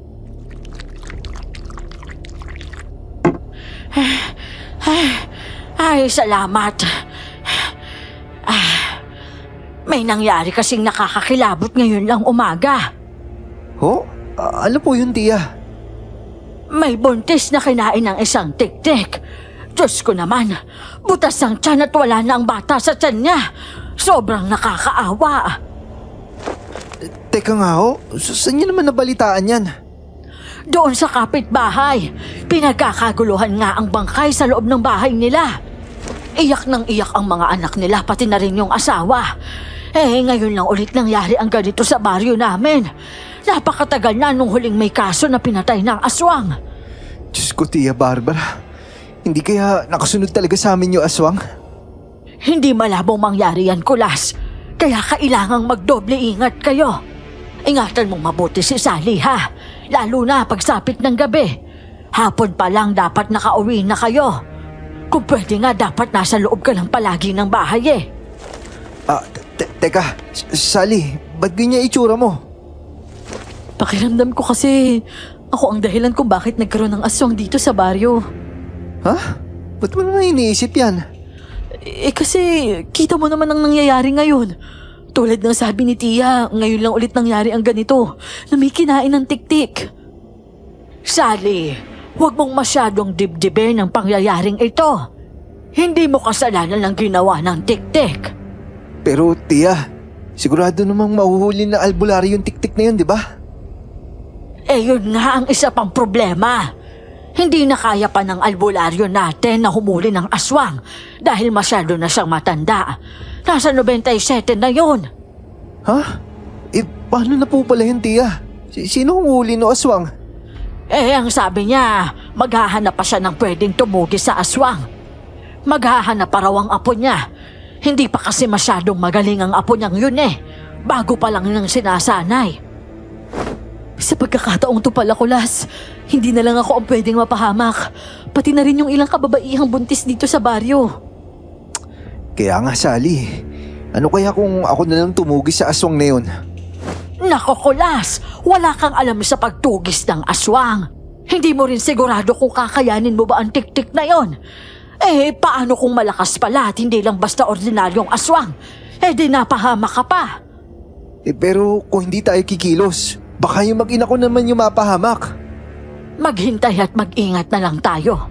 Sigurado akong hindi magtatagal uuwi rito ang apo ng albularyo. At may kasama na siyang manunugis. Dahil wala namang ibang pagpipilian, umasa kami na darating ang araw na makakahanap ng tutugis sa tiktik. Nung araw na may nalamang may buntis na pinatay ng tiktik, 6:00 pa lang ng gabi ay nasa loob na ng bahay ang mga tao. Lahat ay maaga na kung magsipasok sa bahay nila. Halos punuin na ng bawang at asin ang mga bahay nila bilang proteksyon. Lalo na ang mga buntis sa baryo. Takot sila na baka sila na ang susunod na bibiktimahin. Binabantayan tuloy namin si Natasha at ang mga kalaro nito sa labas sa tuwing maglalaro.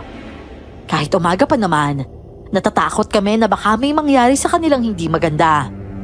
Lalo na at madalas raw makakita si Natasha ng isang matandang babae na umaaligid sa kanya. Isang matandang babaeng walang nakakakilala sa baryo namin.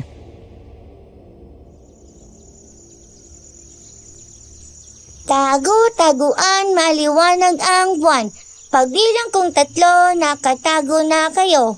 1, 2, 3. Ano, nakapagtago na ba kayo? Oh, nakapagtago na silang lahat ha. Hanapin mo na sila.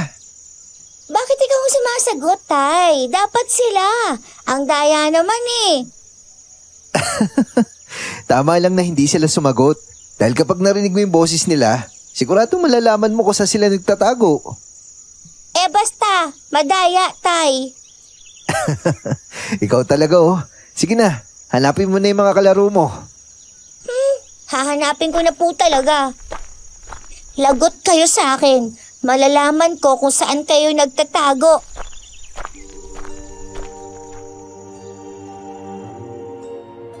Nakakatuwa rin naman na panoorin silang maglaro. Kaya lang minsan nga, naiinis na rin sila dahil hindi ko napipigilan ang sarili ko na makialam.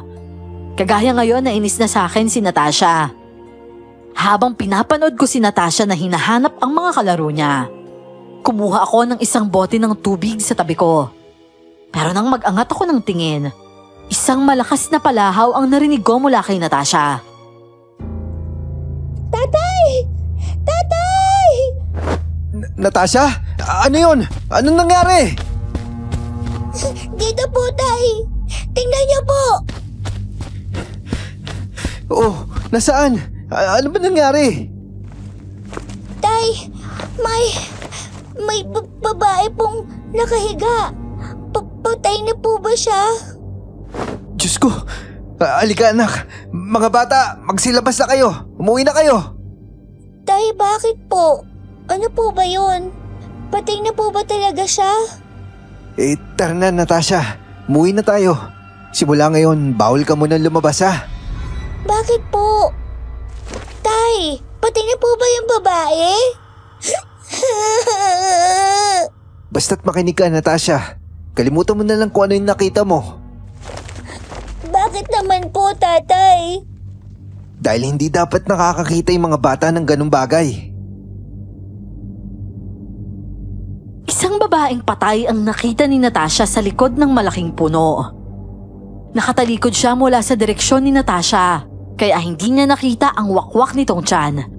Mabuti na lang dahil hindi ko alam kung ano ang gagawin ko kung sakaling nakita nga niya yon. Nang pauwiin ko na si Natasha, nagpasama ako kay Tia Barbara para magtawag ng barangay na titingin sa natagpuan naming patay.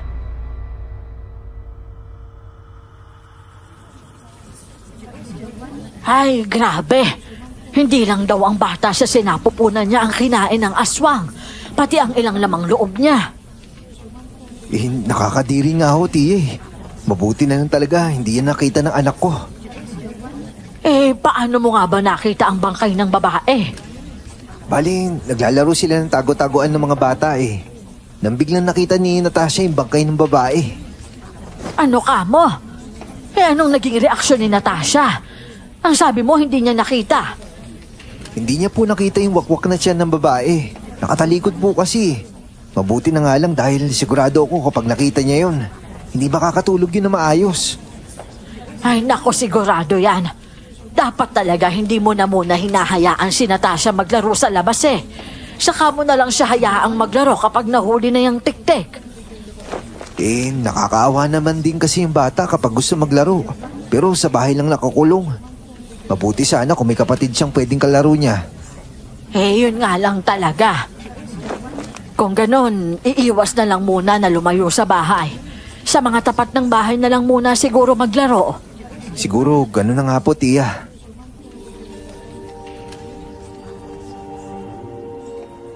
Maya-maya pa ay binuhat na nila ang bangkay at inilagay sa isang stretcher.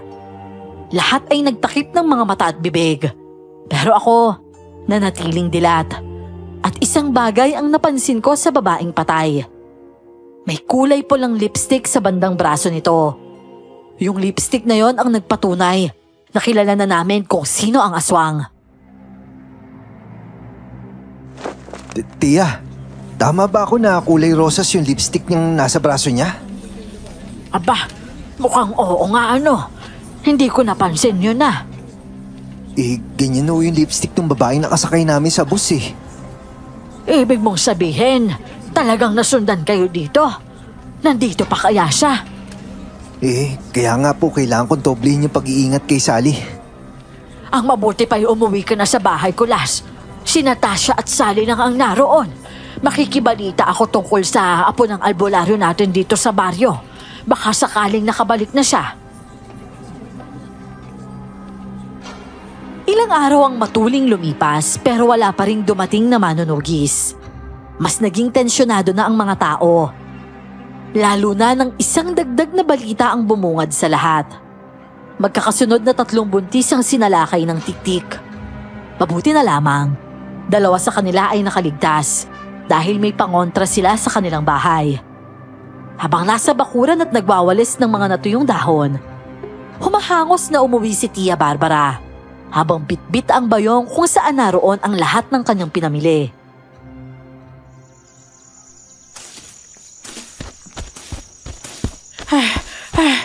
Naku, Kulas, hindi ka maniniwala sa ibabalita ko sa'yo.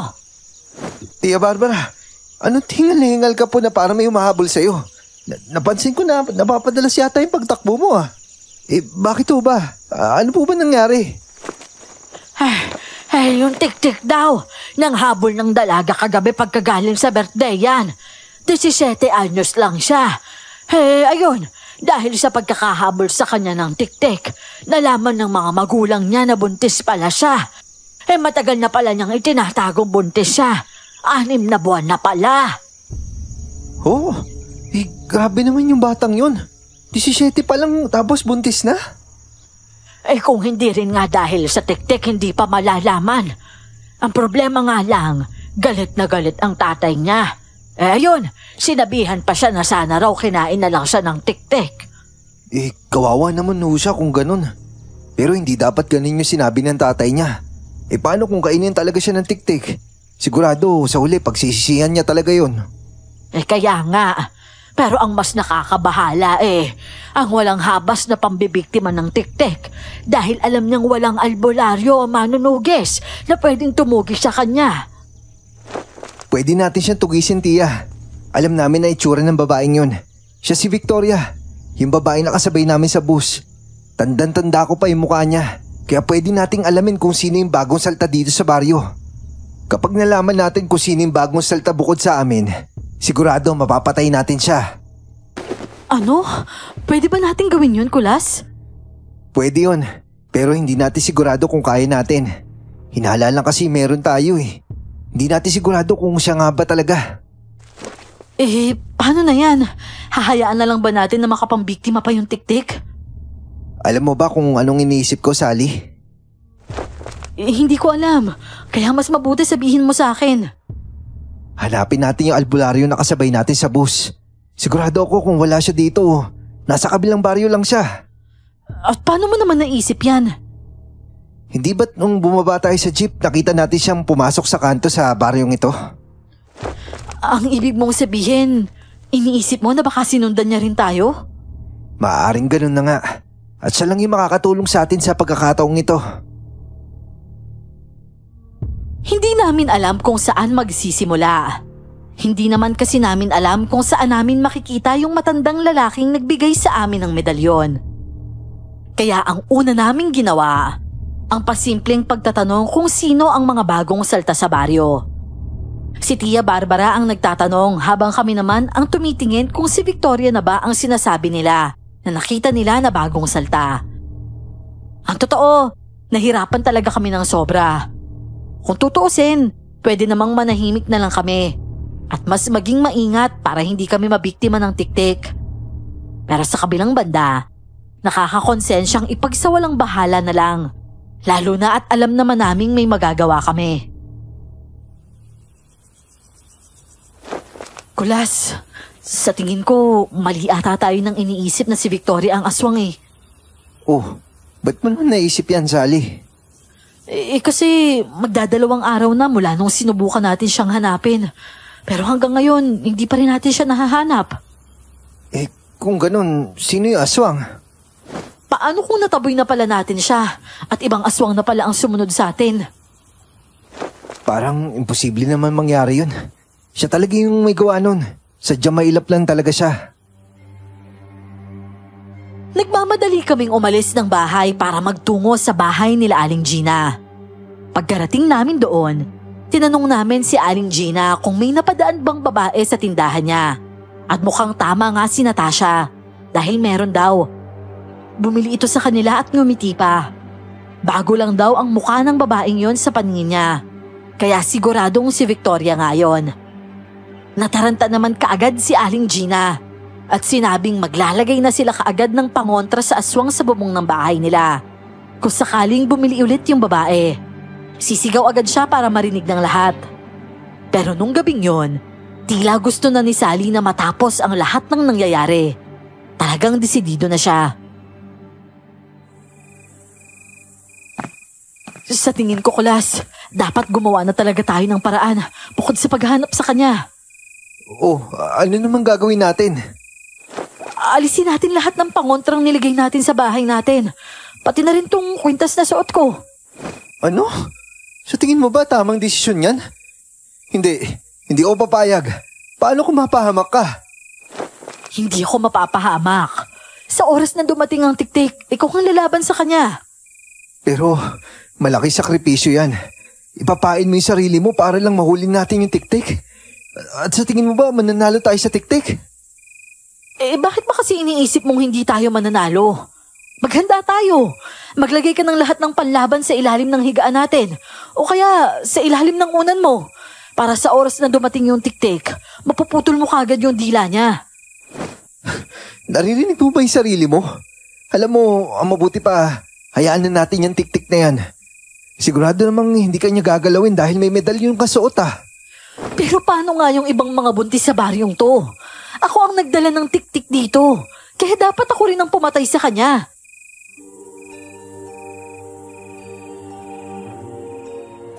Buong akala ko ay hindi na niya masyadong inintindi ang tungkol sa bagay na yon. Pero akala ko lang pala. Sarili pa rin pala niya ang sinisisi niya kung bakit nangyayari ito sa baryo namin. Nasaktan ako para sa kanya. At pakiramdam ko, wala akong ginagawa para maalis ang bigat sa dibdib na dinadala niya. Kaya naman kahit labag sa dibdib ko, sinunod ko ang gusto niya.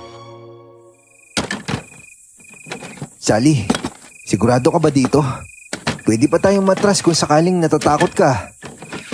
Natatakot naman talaga ako, Kulas eh. Pero walang mangyayari kung paiiralin ko lang palagi ang takot ko. Hindi lang kasi ikaw yung magsasakripisyo dito. Pati na rin yung anak natin na nasa sinapupunan mo. Alam ko naman yun. Pero pababayaan ko ba siya? Hindi ko magagawa yun, Kulas. Ginagawa ko rin to para sa ikaliligtas niya. Huwag kayong mag-alala. Magbabantay ako dito sa labas ng pinto. Hindi ako matutulog hanggat hindi natin nahuhuli yung tik-tik. Maraming salamat po sa suporta, Tia Barbara. Wala yon. Para sa apo ko gagawin ko ito. O siya, magpatay na tayo ng ilaw at maghahating gabi na. Base sa oras na sinabi nilang sumusugod ang tik-tik, wala nang higit isang oras darating na yon. O sige o, Tia. Pinatay na nga namin ang ilaw at saka naghintay. Ang sabi ng mga matatanda, kapag malakas ang pagaspas ng pakpak ng tik-tik, ang ibig sabihin ay malayo pa ito sa bubong. Pero kapag nasa malapit na, doon naman hihina ang pagaspas. Kaya nakinig ako ng mabuti. Wala akong pinalampas na tunog. Pati ang huni ng ibon. Lagaslas ng tubig na malapit na ilog sa amin. Tunog ng butiki at ng kuliglig. Hanggang sa tuluyan kong narinig ang napakalakas na pagaspas ng pakpak. Kahit na alam kong pwedeng malayo pa yon, kaagad ko nang inilagay ang kamay ko sa ilalim ng unan para bunutin ang itak. Pero hindi pa man humihina ang pagaspas, namilog na ang mga mata ko. Nang marinig na may kumukutkot sa yero ng bubong. Ilang saglit pa ay nabutas na yon. Sa bilis ng pangyayari, imbis na kunin ang itak ay itinulak ko si Sally mula sa papag na kinahihigaan namin. Doon ko palang binunot ang itak. at sinubukang hiwain ang dila nito. Pero tila bakal ang dila at mabilis din itong hinila pataas ang dila niya. Sally! Takbo! Buisit kang tiktik ka! Etong napabagay sa'yo! Nilakasan ko ang paghampas sa dila niya nang muli niyang binutas ang bubong at inilusot ang dila niya. Kasunod ng galit at nasasaktan niyang hiyaw. Maya-maya pa, mukhang nagising na si Tia Barbara. Narinig ko ang sigaw niya at pagtakbo niya sa labas, pati na rin ang pagbubukas ng pinto. Hoy, Tik-Tik! Bumalik ka dito! Kulas! Nandito yung Tik-Tik! Tumatakas siya! Lintik na yan! Napakaduwag naman pala niyan! Tumakbo ko palabas pero bago yon, siniguro kong isinuot ni Sally ang medalyon at may hawak siyang bawang at asin. Pagkalabas, nakita kong lumilipad na palayo ang Tik-Tik kaya sinubukan ko itong habulin. Pero sa bilis nitong lumipad, hindi ko na ito magawa pang habulin. Hinihingal na napamura ako sa inis. Inis na inis ako dahil nagkaroon ako ng pagkakataon na mapatay ang Tik-Tik pero pinalampas ko pa.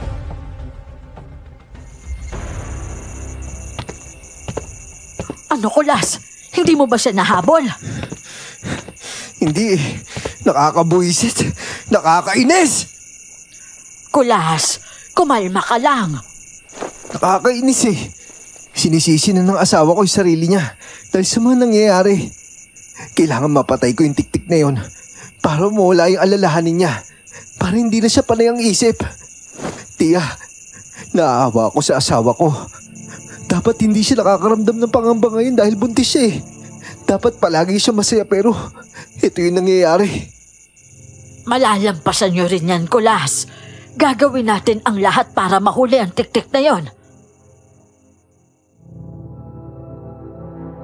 Mas lalo pang sumama ang loob ni Sally ng gabing yon. At nalaman naming may ibang naging biktima ang Tik-Tik. Pero hindi rito sa baryo namin, kundi sa kabilang baryo. Hindi na siya lumalabas ng bahay. Nagkukulong na lang siya sa kwarto habang paulit-ulit na sinasabing sana ay nakinig siya sa akin at sa matandang lalaki. Awang-awa ako sa kanya. Napakasakit makita ang asawa ko ng ganon. Nang buong akala namin ay wala ng pag-asang mahuli pa ang Tik-Tik. Nagulat kami isang umaga nang may kumatok sa pinto. At nang buksan ko ay nabigla ako nang makita kung sino.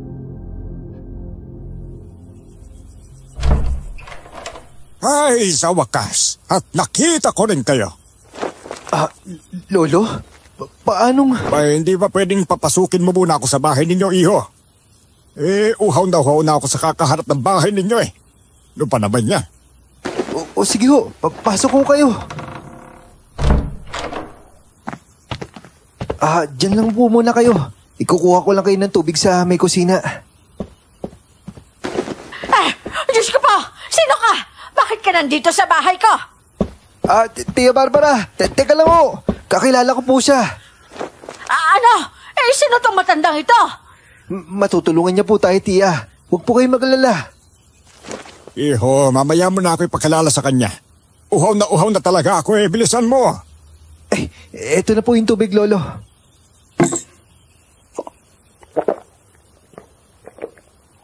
Ay, salamat na kainom din sa wakas. Ngayon mo sabihin ko sino ka. Isa akong albularyo. Wala na akong dapat ipaliwanag pa tungkol sa sarili ko. Dahil hindi naman ulit tayo magkikita. At saka, nagmamadali na ako eh.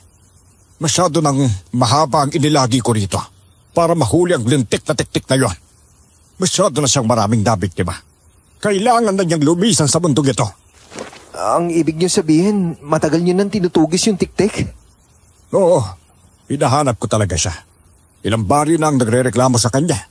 Sumakay siya sa bus at naghahanap ng buntis. Pagkatapos, susundan niya yon. Ganon ang botos ng Tik-Tik na yan. Naku naman, Lolo. Ba't hindi niyo naman kaagad sinabi sa amin nung una palang nagkita tayo? Di sana nahuli ka agad natin yung Tik-Tik. Alam mo, Iho, hindi naman ako sumasakay sa bus para ipagkalat na isa akong albularyo. At saka sinubukan kong magsabi. Anong sinabi ng asawa mo? Na ako ang aswang. Pasensya na ho. Nasabi niya lang po yun dahil na-hypnotize mo siya ng tiktik. At paano mo naman nalaman yon? Nagpatingin po kami sa albularyo na taga rito eh. Kung may albularyo naman pala dito, abay bakit hindi niya hinuli ang tiktik? Dahil hindi niya daw po kaya eh. Masyado na siya matanda para hulihin yon. Ay, ganun ba? Pero sigurado ako na kahit matanda na siya, alam niya pa rin ang nangyayari. Gagawa pa rin siya ng paraan para mahuli ang tiktik. Ganon ang ugali ng mga albularyo. Ano pong ibig niyo sabihin? Pupuntahan ko siya at tatanungin ko yung taong yon kung alam na ba niya kung saan nakatira ang tiktik. Pero bago po yun, Lo. Pwede niyo po bang tignan muna yung asawa ko? May bakit? Anong nangyari sa kanya? Sinisisi niya po yung sarili niya eh. Ay, sige. Dalhin mo ako sa kanya.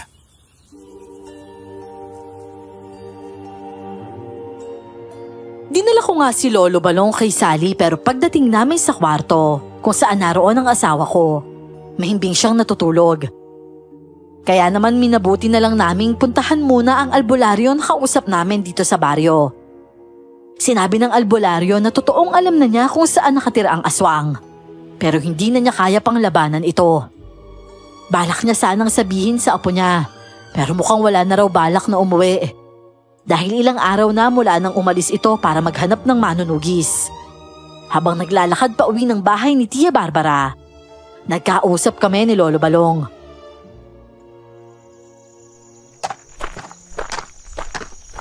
Mukhang mapuputol na ang lahi ng albularyo sa baryong ito. Mukha nga po, Lolo. Kuhawa siya. Mukhang tinakasan na siya ng apo niya. Kung talagang gusto nitong maging isang albularyo, hindi na niya ipapabot sa puntong manghihina na ang lolo niya bago pa siya magsanay. Kailangan ng bawat baryo ng isang bantay na albularyo. Lalo na hindi niyo alam kung ano ang pwede mangyari bawat araw. Hoy, kita mo na. Kagaya ng sabi ng tiyahin mo, ngayon lang ulit nangyari yung ganito. Hindi rin naman po mapipilit kung talagang ayaw ng apo niya, di ba? Ganun na nga. Teka, Kulas. May nararamdaman akong kakaiba eh. Po? Ano po yun, Lolo Balong? May dumaan. Alam ko aswang yon dahil nag-init ang medalyong suot ko. Pero hindi ko naman po nakikita si Victoria. Hindi. Mukhang hindi siya nag-iisa. Ano ho? Maganda kayo, maigi. Mukhang minalit ko ang tiktik na yon. Kaya pala mailap siya. Ay dahil may tumutulong sa kanya. Naku, mukhang mas mahirapan tayo niyan, Lolo ah. Abay, syempre naman. Dahil hindi lang isa ang kailangan natin tugisin. Sige ho, mamaya pag-usapan natin yung pagpasok natin sa bahay.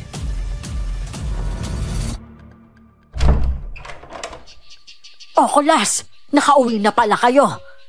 Halika kayo't maupo na muna kayo. Nagluto ako ng ginataang tilapia para sa inyo. Salamat po, Tia. Pero si Sally po, kamusta? Tinatawag ko siya kanina.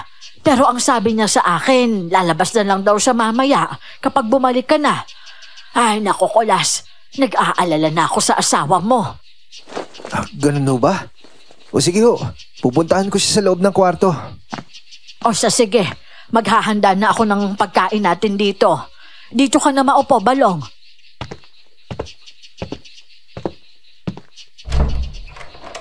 Sally, bangon ka na dyan. Kakain na tayo. Kulas, bakit ngayon ka lang umuwi?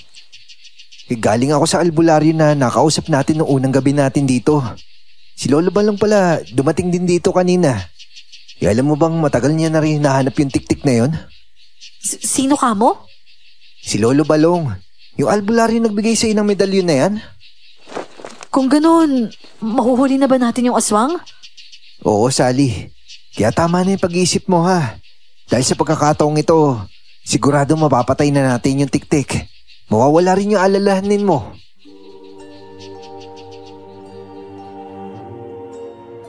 Panay ang paghingi ni Sally ng pasensya kay Lolo Balong. Kahit sa harap ni Lolo Balong, umiyak siya.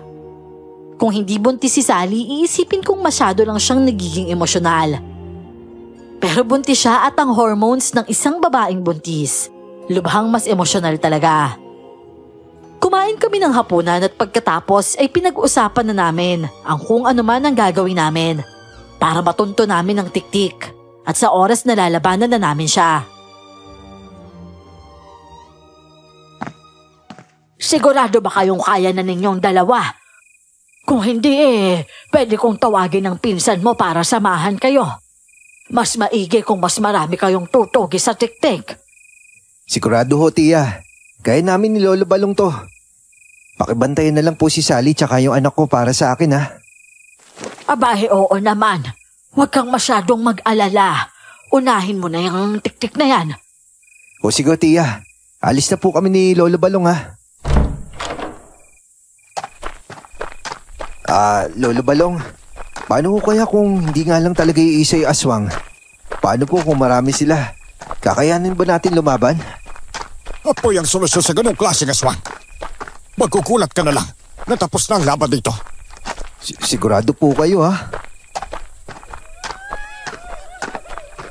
Teka, Lolo Balong, ano po nangyayari doon? Tignan mo, may isang laki may bitbit na babae. Oo nga no. Tara ho, tignan natin. Sigurado nga ang tiktik ang may kagagawan ng pagkawakwak ng tiyan ng buntis na yan. Masyado pang maaga. Sumusugan na agad siya. May ang tapang naman niya. Teka lang po, Lolo. Kung maaga pang sumalaki yung tiktik, di ibig sabihin... Bumalik tayo, Kulas. Ho? Bilisan mo, Kulas! Bumalik tayo sa bahay niyo! Nataranta kami pareho nang habang naglalakad kami papunta sa bahay ng tiktik. Nakita naming may lalaking may bitbit na babaeng wakwak ang tiyan. Pinagkakaguluhan sila dahil sa nangyari. Ang nasa isip naming oras na sasalakay ang tiktik, lagpas sa ating gabi. Pero nung mga panahong yun ay alas 11 pa lang. Mabuti na lamang, hindi pa kami nakakalayo dahil agad kaming nakarating. At gulat na gulat kami sa nakita. Hindi lang isa o dalawa, kundi 3 tiktik ang nasa bubong ng bahay namin. Lolo Balong, paano sila nakalapit sa bahay namin? Marami nakalagay na pakonta sa loob niyan, ah. Kung hindi ako nagkakamali, malamang na nahawakan ng tiktik ang tiyan ng asawa mo bago pa niya naisuot ang medalyon na ibinigay ko sa kanya. Ano naman ang problema kung nahawakan niya yun? Kung nahawakan niya, magkakaroon siya ng madaling paraan para makuha niya ang bata sa sinapupunan ng asawa mo. Kung ganun, ba't hindi niya pa nabiktima yung asawa ko nung nakaraan pa? Yan ang bagay na hindi pa natin alam. Pero bilisan na natin, Kulas. Kailangan natin silang pigilan makapasok. Sige, Olo. Ako na po mauna. Mabilis akong tumakbo palapit sa kahinagisan sila ng asin. Nagsiliparan sila palayo mula sa bubong. Pero hindi kagaya nung una. Sinubukan kong kalabanin ng tiktik. Hindi na siya lumipad palayo. Sumugod na rin ito patungo sa akin para labanan ako. Matapang na sumugod sa akin ng isa.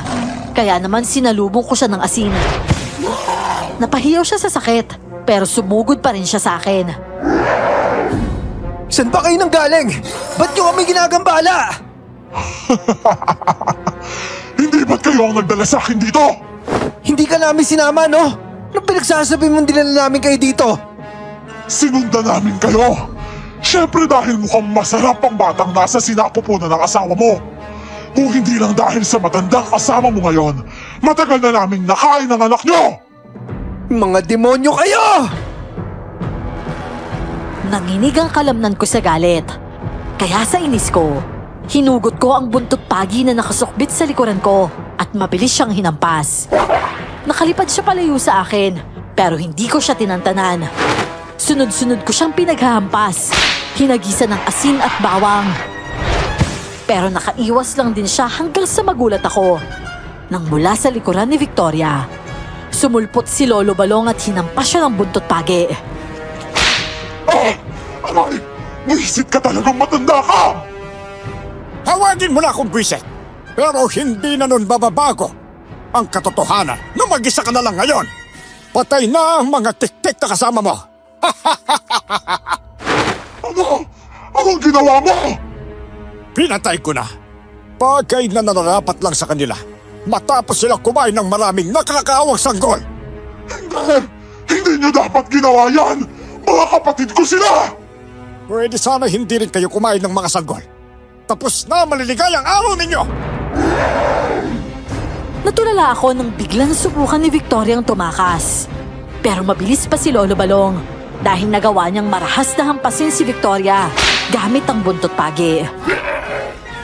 At nang nasa harap ko na si Victoria, agad ko siyang hinagisan ng asin sa muka. Sinakal ko siya gamit ang buntot pagi.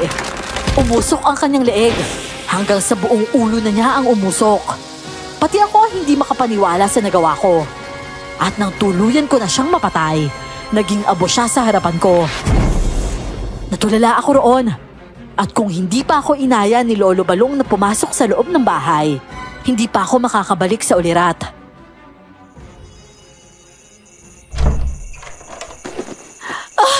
Kulas! Sobrang sakit talaga ng tiyan ko! Ano? Ano nangyayari? Akala ko ba ayos na, Lolo Balong? Kanina pa sumasakit ang tiyan niya. Mula nung dumating ang mga tik-tik na yon, hindi na naalis hanggang ngayon. Teka, mukhang hindi lang 3 tik-tik. May isa pang nakatakas. At ang isang yun, ang umahaswang naman kay Sally. Aray! Sobrang sakit na talaga. Kulas! Mabuti pa. Ihiga mo si Sally at gagamutin ko ang tiyan niya. Oo, sige ho, Lolo Balong. Aray ko! Humihilap na talaga ang tiyan ko, Kulas. Magiging maayos din ang lahat, Sally. Teka, kukunin ko ang bag ko. Naroon ang mga gamot para dito. O ito, itaas mo ang damit ka, Kulas. Ano po yan, Lolo? Langis ng niyog at halamang gamot na makakatulong para pigilan ng aswang sa pagdudulot ng sakit ng tiyan ni Sally. Nung unang beses na sumakit yung tiyan ni Sally, uminom lang po siya ng pampalis ng hilab ng tiyan.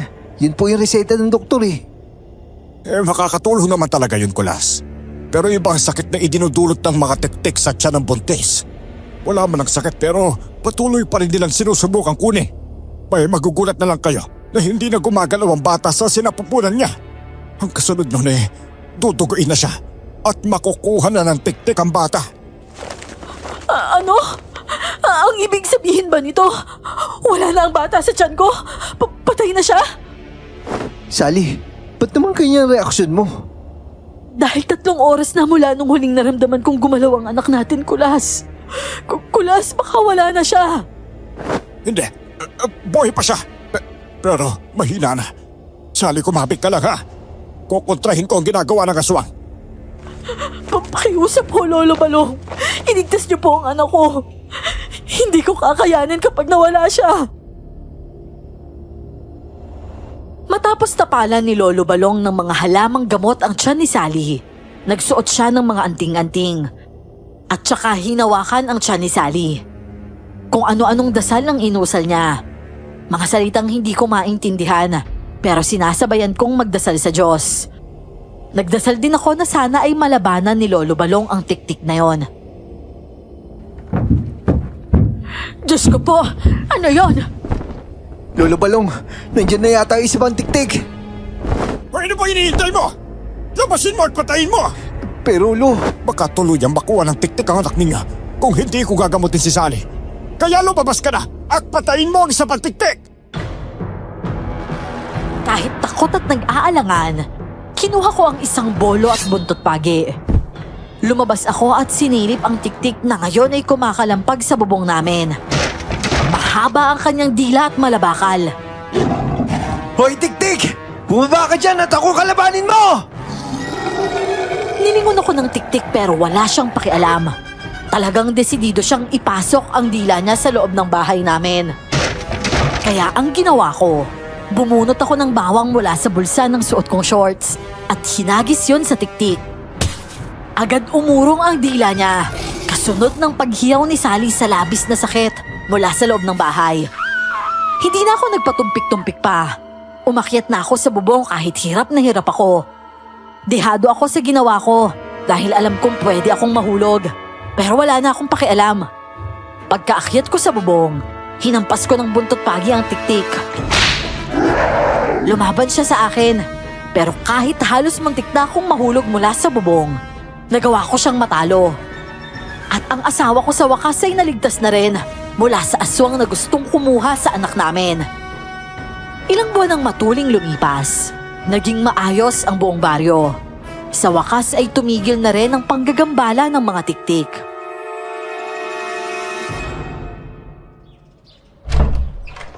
Wow, Tay! Ang laki ng bahay natin dito kumpara sa bahay natin sa Maynila. Tsaka ang lamig po dito. Hindi kagaya sa apartment na tinitirhan natin dati. Mainit at maalinsangan. Oh, di ba? Sabi ko sa'yo, magugustuhan mo dito eh. Ito yung bahay kung saan ako lumaki. Talaga po? Ang galing! Tapos, lalaki rin po kami ng kapatid ko rito. Ang saya! Oh, masaya ka ngayon, di ba? May bago ka ng mga kaklase. At saka may bago ka na rin mga kaibigan. Ang kulang na lang, bagong crush. Ang totoo po niyan, may bago na nga po rin akong crush. Ha? Eh, paano na yung crush mo sa Maynila? Hayaan mo na po yun, Tay. Baka nga may bago na rin po siyang crush eh. Ay, nako anak. Ikaw talaga. Eh, paglaki mo, huwag kang ganyan ha. Bakit naman po, Tay? Dahil hindi dapat tayo nananakit ng damdamin ng tao. Eh, paano pala kung hinihintay ka rin ng crush mo dun sa Maynila? Eh, paano kung umaasa pala siya na siya yung pakakasalan mo? Ganun po ba, Tay? Oo nga po, ano? Paano po ba gagawin ko para hindi ko na rin crush ang crush ko ngayon? Eh, sa ngayon bata ka pa. Malaya ka pa naman gawin yan eh. Makakalimutan nyo rin yung isa't isa. Basta, maging masaya ka lang anak. Eh, siya nga pala. Tignan mo na sa taas yung kwarto mo. Yun yung kwarto ko nung bata pa ako. Salamat. Nakita ko na rin sumaya anak natin mula nang dumating tayo dito. Ngumingiti naman siya nung nakaraan pero makikita mo sa mata niya yung pangamba. Ano ka ba naman, Kulas? Tao rin ang anak natin. Nakakaramdam din siya kung ano yung nararamdaman natin. Alam mo, nalungkot nga ako nang mapagtanto ko yun eh. Sana pala hindi ko pinakita sa kanya na nalulungkot ako. Eh, dapat talaga na hindi mo sinisi yung sarili mo sa pagdating ng mga ganyang bagay. Tulad nga na sabi mo, di ba? Tao ang anak natin. At tao ka rin kaya natural lang na maramdaman mo yun. Huwag kang makonsensya sa nararamdaman mo na ganung bagay. Dahil natural lang yun sa ganung sitwasyon. Alam mo, mabuti na lang talaga ikaw ang pinili kong makasama habang buhay. Kung hindi ikaw, baka hindi mo naintindihan yung nararamdaman ko ngayon. Paano mo naman nasabi yan? Eh kasi yung asawa ng kapitbahay natin sa Maynila, palagi niya sinasabihang OA yung asawa niya. Samantalang ako, kahit kailan, hindi mo kailanman nasabihan ng ganyan. Kahit nung si Natasha pa yung ipinagbubuntis ko. Eh, alam ko naman na paiba-iba yung nararamdaman ng babae kapag buntis eh. Eh sila naman, ayaw nilang paniwalaan na nangyayari talaga ang ganun sa katawan ng isang babae. Eh siguro, maswerte ka nga talaga sa akin. Aba, para namang biglang lumaki yung ulo mo ah. Aba, pinapalaki mo eh. Sa ngayon po, Miss Clar, ay maayos na ang buhay namin. Babae rin ang naging bunso namin ng misis ko at pinangalanan namin siyang Sofia. Marami kami pinagdaanan sa buhay. Hindi rin nagtapos doon ang pagpasok ng mga aswang sa baryo namin dahil wala ngang albularyong nag-aalaga ng baryo sa nakalipas na ilang taon nung tumira kami doon. Pero bumalik din kalaunan yung tumakas na apo ng albularyo. Ang sabi niya, hindi raw niya napigilan ang kapangyarihang namana niya sa kanyang lolo, kaya kailangan niya itong gamitin. Si Lolo Balong naman, madalas siyang dumalaw sa amin noon. Akala nga namin dahil lang sa gusto niyang makita si Natasha. Yun pala, si Tia Barbara na ang palihim niyang binibisita. Hanggang dito na lamang po ang kwento namin ito, Miss Clar. Maraming salamat sa pagpili sa kwento ko na itampok dito sa inyong channel. God bless po sa inyo at more powers pa po sa inyong mga YouTube channels.